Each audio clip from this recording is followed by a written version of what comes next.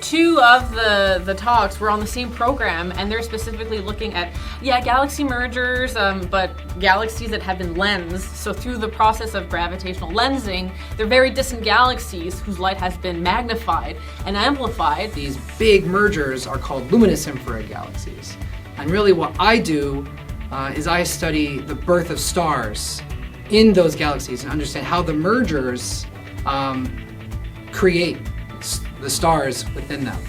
So stars form and help to form new stars. They die, but in the process they help to form new stars. So we want to understand this cycle of formation of new stars. And so what we really are interested in is the stars that are forming now. And all of the stars that are forming now are forming deeply buried underneath layers and layers of dust. And so the only way that we can see them is with Webb. So that's why James Webb is great, because you can see all this obscured star formation, where probably the majority of the star formation happens in the universe.